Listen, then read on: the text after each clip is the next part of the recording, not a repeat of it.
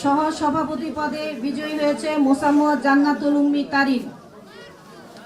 সাধারণ সম্পাদক সুমাইয়া তাবাসসুম, সহ সাধারণ সম্পাদক রেদওয়ানা খাওলা, সাহিত্য প্রকাশনা সম্পাদক ফারজানা আক্তার,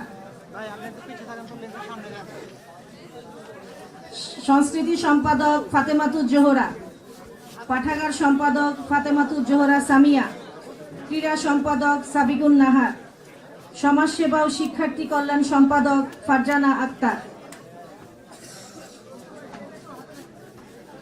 স্বাস্থ্য ও পরিবার সম্পাদক মোসাম্মদ খাদিজা খাতুন। কার্যনির্বাহী সদস্য বলা লাগবে সাবরিনা আক্তার,